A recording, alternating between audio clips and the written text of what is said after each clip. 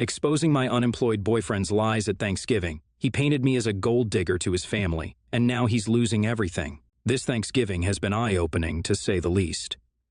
I walked into dinner tonight with a boyfriend, and I think I may be walking out as a single woman. I'm big on journaling, so I just excused myself to the restroom to write this out and collect my thoughts. Let me explain. My name is Cassie, 23, and my boyfriend's name is Jason, 27, male. We met in college 5 months ago, and he moved in with me about 3 months ago. I know that might seem fast to some people, but Jason treats me better than anyone ever has. From the day we met, he's always showered me with love and has made me feel like the most special person in the world. My love language is words of affirmation, so he's been absolutely perfect for me. Also, I fought until tonight. I didn't realize he's also a big, fat liar. This Thanksgiving dinner was kind of a big deal because it also happened to be the first time I'd be meeting Jason's parents. Of course, I was nervous, but he assured me that they would love me. I was feeling pretty confident about the whole thing until Jason said something unexpected on the car ride over. "Hey, Cass, if my parents ask, please don't let them know that I'm in between jobs right now. I just don't want them to worry." I was a little taken aback, but I agreed. I understood him not wanting to have his parents pry, but the truth is, I've been starting to get a little worried about his unemployment as well. Jason got laid off from his job a week after he moved into my apartment. It was really hard on him because he'd worked really hard to get that job as a junior software engineer for a large firm. He started putting in applications to other companies, but so far hasn't gotten past the interview for any of them. Prior to him moving in, we had agreed with split rent and other expenses 50-50, but I told him not to worry about it until he finds another place to work. I didn't want to cause him any more stress or having burned through his savings. Besides, I was already paying for the apartment on my own before he moved in. So I didn't think paying for it on my own a little longer would hurt. My job as a senior copywriter makes me a decent amount of money, definitely enough to cover both of our costs for a while. But now, it's been months, and Jason still hasn't found another job. It seems like the more time has gone on, the more comfortable he's gotten with being unemployed. Most days when I get home from work, he's still in his sweats, playing video games. It's been a couple of weeks since his last interview, and I don't want to pressure him too much, but I'm worried he's stopped applying for new jobs altogether, especially after what happened out there at the dinner table tonight. When we arrived at his parents' house, I was quickly introduced to his parents, aunts, and uncles and cousins. They all seemed nice enough, but they all gave me a funny look, almost pitying, and I couldn't figure out why. Eventually, we all sat down to eat, and everything was going fine until Jason's uncle brought up work. He asked me what I do for a living. I told him I'm the senior copywriter for a marketing agency. He raised his eyebrows and gave a surprised nod. "How's business going these days?" he asked. "It's going great," I said. "We've gotten quite a few new clients just this month." Jason's mother stifled a laugh through a cough. When she realized all eyes were on her, she said, "I'm sorry, I was just under the impression that your line of work is not very lucrative." She looked at Jason as she said this. I looked at him, confused.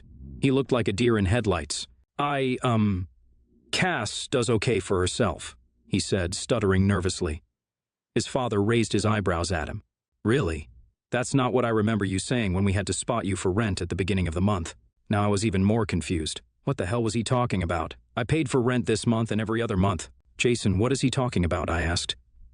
"He's talking about the fact that the second you shacked up with a high-earning man, you lost all control of your spending," said his mom.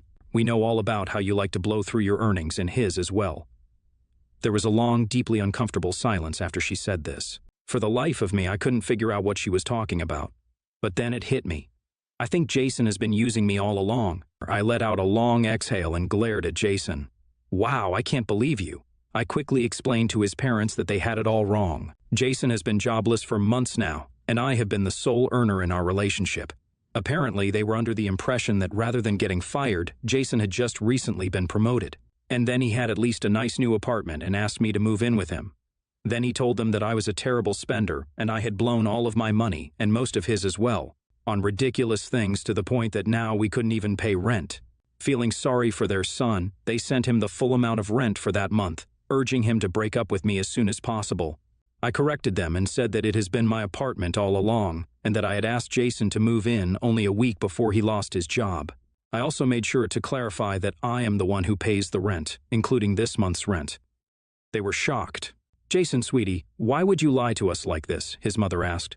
"And more importantly, if Cassie has been paying for everything, what did you do with all the money we sent you?" his dad asked angrily. I could tell from Jason's expression that he realized he had been caught. There would be no talking himself out of this one.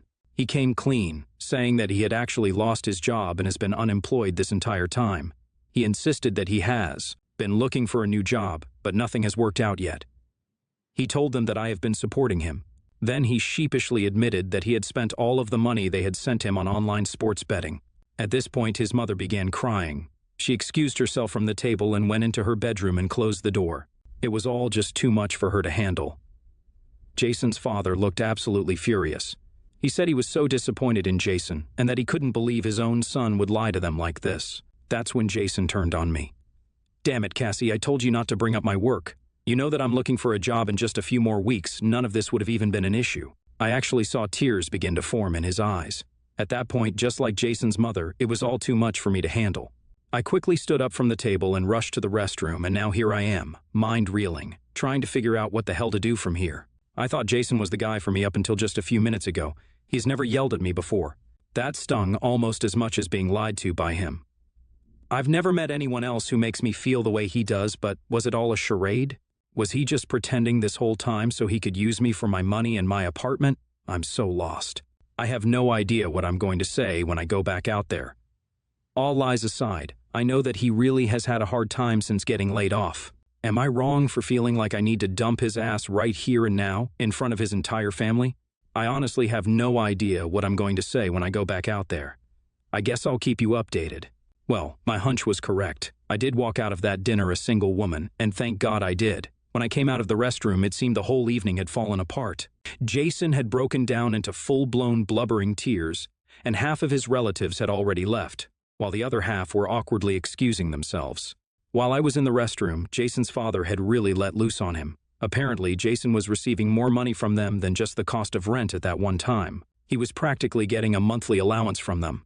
His father had said that after tonight, Jason was completely financially cut off. Additionally, until he curbed his online gambling addiction, he didn't want to be around Jason anymore.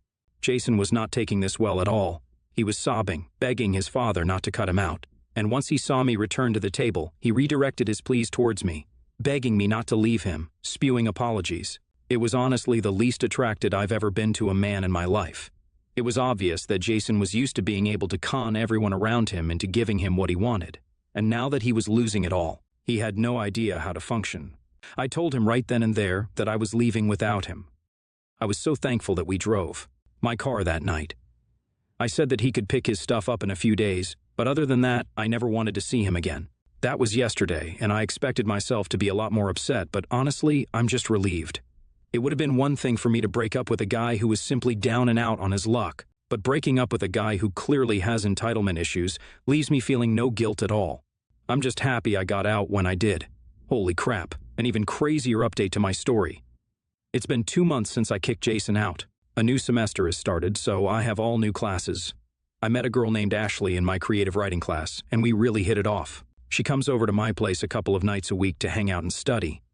Last night we were hanging out, watching a movie and having a couple of glasses of wine when suddenly she asked, "Who is that?" At first, I didn't know who she was talking about, but then I realized she was looking at a tiny photo frame that I had on the table in the corner. The photo was of me and Jason. I realized I had forgotten to take down the photo. "Oh, that's my ex-boyfriend Jason," I said. She jumped up and picked up the photo frame. "No, that's my ex-boyfriend Jason," she said. We were both stunned. She explained that she had met Jason at our college last year and had dated for a few months. Then, to my shock, she explained her entire relationship with Jason. It almost exactly resembled my relationship with him. Started dating, quickly moved in with her, lost his job, and then mooched off of her for a while until she called him out on it. But before they broke up, Ashley happened to go through his phone and realized he has done this to multiple other girls as well.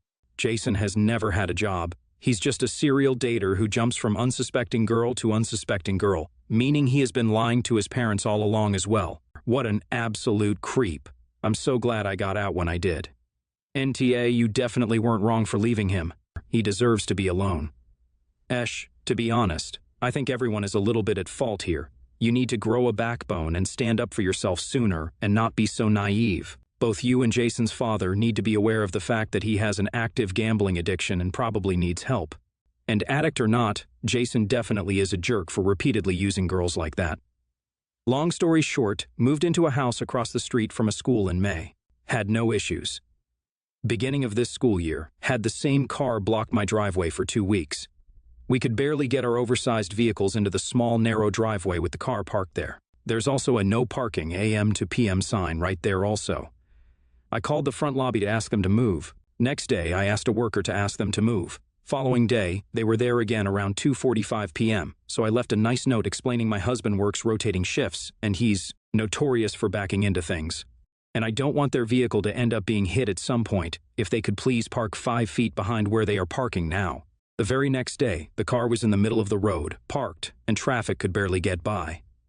Mind you, we have to deal with a car rider line as well as this specific car parking in front of our driveway. So I posted on our private Facebook group asking if anyone else had this issue, and if so, what did they do? And before anyone suggests it, I did not want the car towed, or for them to get in any trouble. That was at 3 p.m., gave no description of the car. 3:45 p.m., the principal told me to call her directly, then had me walk out to explain what the issue is, and then proceeded to scold me and essentially told me to shove it, that she didn't want them parking in the parking lot, and I couldn't have them towed. I explained, no, I didn't want them towed. I just wanted 5 feet to be able to not have to Jenga my way into my driveway. 6 p.m., I am cast out by a teacher and told I had no consideration for teachers and what they do. I have kids, I am also a teacher at another school, and would never park in front of someone's driveway and tell that person to deal with it because previous owners allowed it. Also, the previous owners I knew, and they didn't mind because they were not home during the time the car parks there. I also have been home on maternity leave since school started, had a C-section a week after school started, and twisting and turning to get a better view has been hard. She then called me insane and unstable and blocked me after calling me a liar, that I never left a note. I'm scared for my safety. I go by the Nest security system, and it's been 2 months. No other cars park in front of my driveway for more than a day. Nothing is consistent, so I don't do anything until Friday. The same car parked in front of my driveway again. I pull in today, and with tons of parking spaces in the parking lot and tons of space on the illegal street behind her, but she had to park in front of my driveway. I irrationally called the non-emergency line and reported cars parked on this street during the no parking hours every single day. Then a cop showed up and wrote a warning. I saw and quickly pulled my car into the garage. Now people are outside taking pictures of my house and driveway and screaming on the phone about it. Did I go too far? I was mad that they got away with cussing me out, and my husband thinks I may have been a little irrational, but it was my decision, and he will stand by it. NTA. We live in a society, people give and take. The first time maybe was an accident, but after that, this person parked in front of your driveway intentionally instead of moving a few feet so you could exit, and have enlisted an army to pile on and gaslight you as if you are the crazy one for wanting to access your own property. If these people don't have the decency and sanity to compromise by moving a mere 5 feet, I would have them towed every time. NTA, but you need to report the principal to their supervisor immediately. They should be letting employees, even after-care employees, park on the school grounds to begin with. Also, their behavior of not dealing with the situation and being unprofessional needs to be addressed. Same with the teacher. The kid is probably being told by mommy to keep parking there and don't worry about what you say. I would immediately, though, speak to a lawyer and get to know all your legal rights, not just make assumptions of what they should be, along with researching what the laws are about parking on public residential streets. Have everything in writing and document everything being said and done, then make a decision on what your next legal step is going to be. I, 35, female, am married to Josh, 37, male. Josh has a child, Nate, 15, male, from his previous relationship, which I treat as my own. My in-laws have decided to visit us and stayed with us for 2 weeks as we have a bigger house, and they live on another end of the country. I didn't mind that as I assumed I would be working most of the time. I currently work from home as recently my anxiety has been through the roof due to something that happened in the office. However, after the first few days, I discovered that my in-laws are way too much for me to handle right now in my current state. They are very talkative, demand attention all the time, including while I'm working, want to spend time as a family 24/7, and give unsolicited advice on everything. Each of them is also incredibly picky what to eat, so the easiest option to accommodate their pickiness is to order a takeaway, which is something we have been doing for a week. Unfortunately, my in-laws are also too much for Nate. He absolutely hates their company as they wouldn't shut up about his personal life and keep asking questions. I have managed to avoid them by locking up in my office for the last week and gaming after office hours while saying everyone I'm very busy at work and pretending I'm working. I need to relax, and their presence affects my mental health too much. Seeing Nate in the same situation made me suggest for him to do the same. And then both of us can sneak out somewhere later in the evening and during lunch for food, which he agreed to. So he told them he has an important school project, so after school he can spend time with his friends without being nagged or just read or game in his room instead. Well, my husband has discovered what me and Nate have been doing after some pressure from my in-laws, and my husband Nate said it was me who suggested this as he was feeling overwhelmed with all the attention. Yesterday, Josh, my mother-in-law, and me had a big argument about it, where both Josh and Jenna, mother-in-law, said I shouldn't teach Nate bad behaviors and what an a-hole I was for playing games instead of cooking for them. I have reminded that we have plenty of takeaways in the fridge and some of the meals I made on the weekend that just required to be put in the microwave, but I'm still a bad guy. AITA. NTA. House guests are like fish, they begin to stink after 3 days. 2 weeks is an incredibly long time for you to have to babysit your spouse's parents. By the way, what's he cooking for them? NTA. If the family is staying, they are not guests. They are not there to be waited on by you as if you were their servants. Why don't they get organized, go out and buy the ingredients, and cook for you? After all, you're the one working to provide them with free accommodation.